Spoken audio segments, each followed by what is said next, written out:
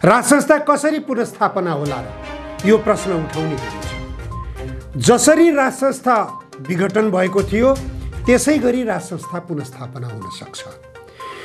यदि राजेन्द्र लिङ्गदेनको पार्टी राष्ट्रिय प्रजातन्त्र पार्टीले 2/3 बहुमत प्राप्त गर्यो र संविधान संशोधन गर्ने हैसियत समेत बनाउन सक्यो भने के राजेन्द्र लिङ्गदेनले राज संस्था पुनर्स्थापना गर्न सक्दैनन्? जो राजनीतिक दलका नेताहरूले उल्टो सोचिरहनु भएको छ, विदेशी ऋणमा रमाइरहनु भएको छ, विदेशी रोजगारीमा गएका युवाहरूले पठाएको रेमिट्यान्समा रमाइरहनु भएको छ, श्रीलङ्का सहयोगहरूको चपेटामा पर्यो, सहयोग प्राप्त गर्यो, सङ्कट भयो, सहयोग प्राप्त गर्यो। तर सहयोग प्राप्त गरेको जो सहयोग हुन्छ त्यो सहयोगको कर्जा चुक्ता गर्दाखेरि, त्यसको ब्याज चुक्ता गर्दाखेरि त्यो डलरमा चुक्ता गर्नुपर्ने हुन्छ। डलरको सञ्चित रकम कम भएको कारणले गर्दाखेरि श्रीलङ्का आज त्यो अवस्थामा पुगिरहेको छ जुन अवस्था हामीले देखिरहेका छौँ। र देशलाई श्रीलङ्काको बाटोमा सरकारले लाँदैछ भन्ने कुरा विभिन्न अर्थविदहरूले पनि दाबी गरिरहेका छन्, विभिन्न राजनीतिक व्यक्तित्वहरूले पनि चिन्ता गरिरहेका छन्।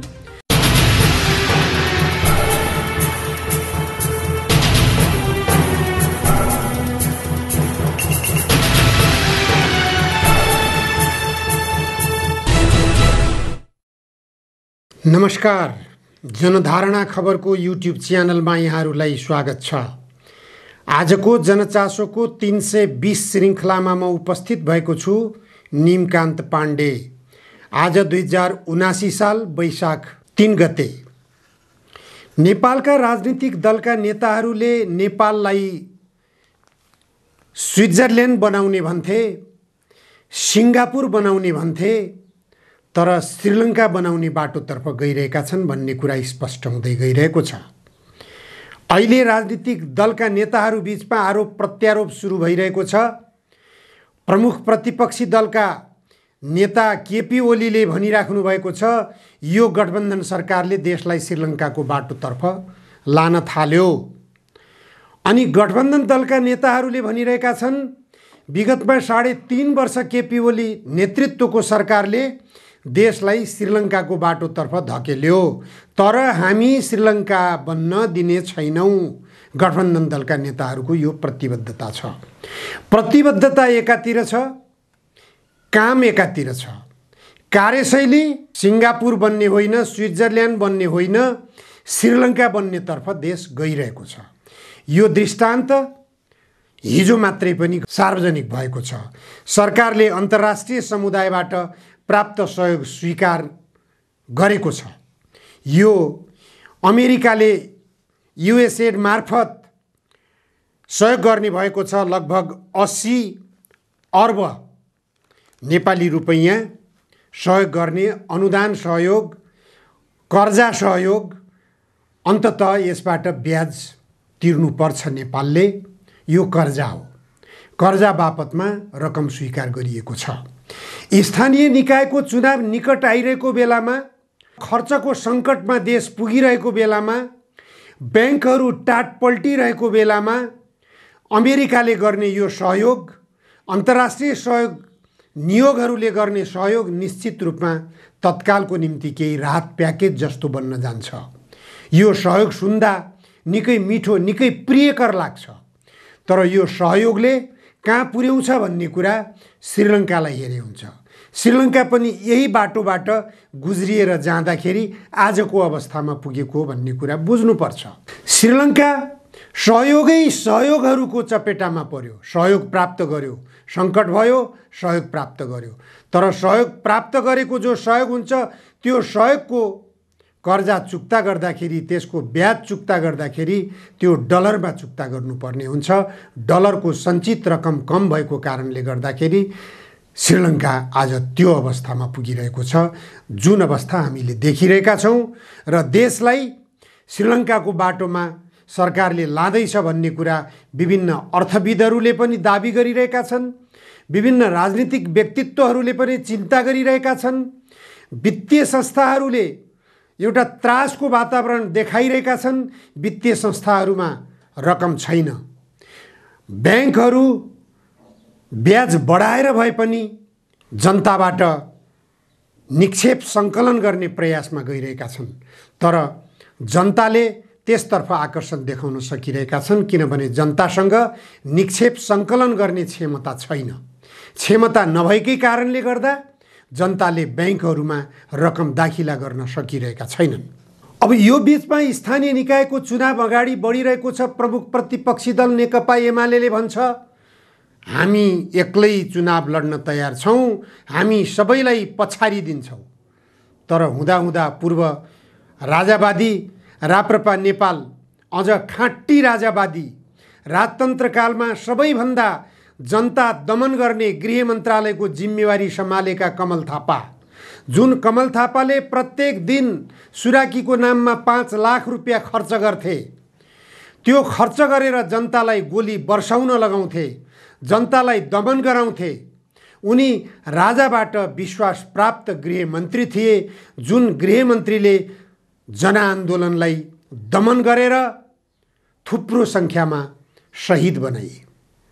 ती शहीदहरूको रगतमा अहिले उभिएर सत्ताको बागडोर सम्हालिरहेका राजनीतिक दलका नेताहरू, चाहे प्रमुख प्रतिपक्षी दलका नेता हुन्, चाहे सत्ता गठबन्धन दलका नेताहरू हुन्, यिनीहरूले हिजो राजासँग टाँसिएका, राजाको विश्वासमा काम गरेका र राजाको निम्ति काम गर्दा गर्दै जनताका छातीमा गोली बर्साएका व्यक्तिहरूसँग सहकार्य गरेर, उनीहरूलाई पार्टीको टिकट दिएर, उनीहरूको नाममा आफ्ना कार्यकर्ताहरूलाई प्रचारमा उभ्याएर उनीहरूलाई फेरि पनि सत्तासीन बनाउने षड्यन्त्र गरिरहेका छन्।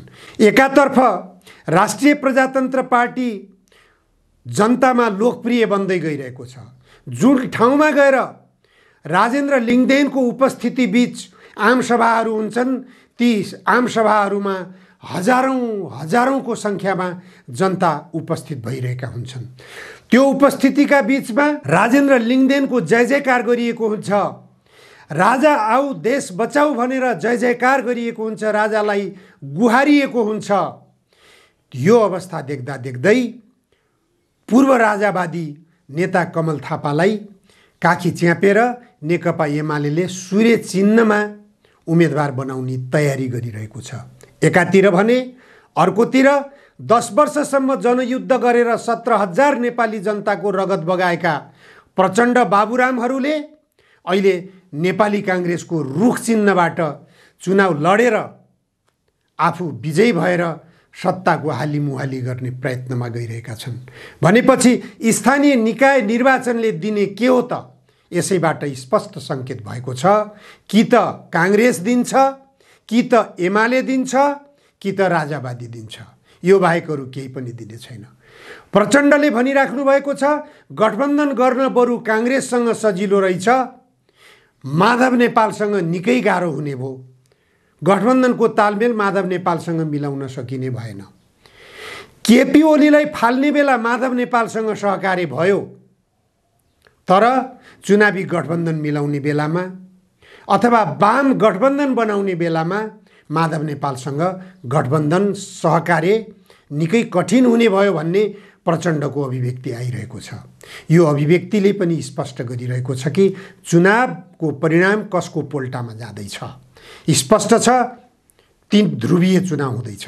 एउटा राजावादीहरूको, एउटा प्रमुख प्रतिपक्षी दल नेकपा एमाले जसले पूर्व राजावादीहरूलाई समेत काखा च्यापेर अगाडि हिँड्न खोजिरहेको छ, अर्को पूर्व संवैधानिक राजावादी नेपाली काङ्ग्रेस जसले यो देशका सबै उद्योगहरू बिक्री गरेर देशलाई कंगाल बनायो र नेपालका युवाहरूलाई रोजगारीका निम्ति विदेशिन बाध्य बनाएको छ, रोजगारीमा यहाँ सङ्कट सिर्जना गरिरहेको छ।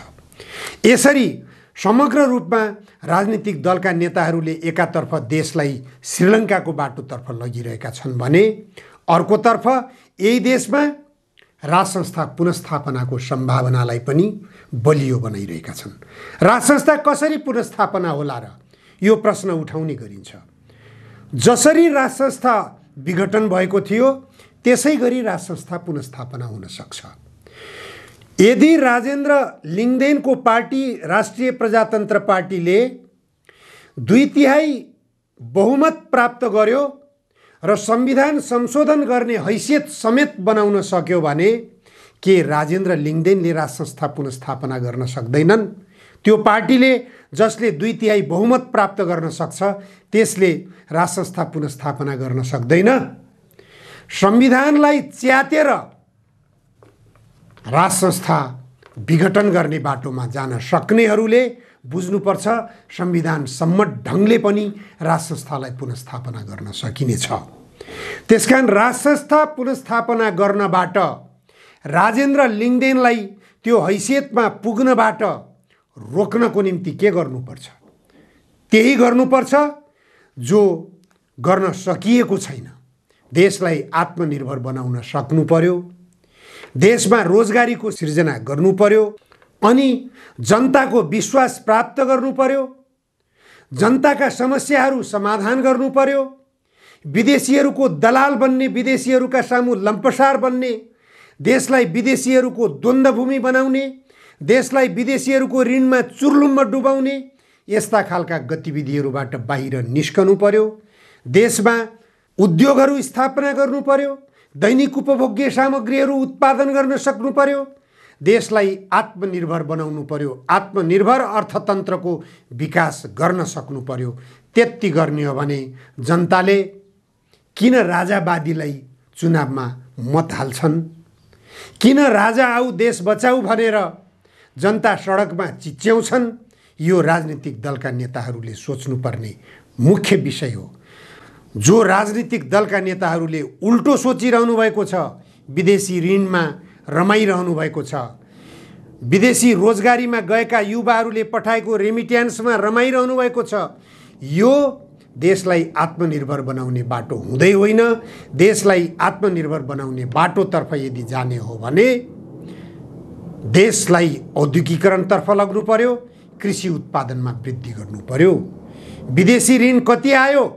त्यो ऋणले देशको विकास हुन सक्ने भए, ऋणले देश आत्मनिर्भर बन्न सक्ने भए अहिलेसम्म धेरै अगाडि बढिसक्थ्यो। देश समृद्धिको बाटोतर्फ गइसकेको हुन्थ्यो।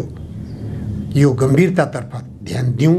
राजनीतिक दलका नेताहरूले नसोच्ने हो भने राज संस्था पुनर्स्थापनाको सम्भावना बलियो बन्दै गइरहेको छ। राजावादीहरूको विजय सन्निकट हुँदै गइरहेको छ। यदि राजावादीहरूको विजय भयो र उनीहरूले 2/3 बहुमत प्राप्त गरे भने राज संस्था पुनर्स्थापना धेरै टाढा छैन। राज संस्था पुनर्स्थापना भयो भने के होला? हिजो जे भएको थियो त्यही होला।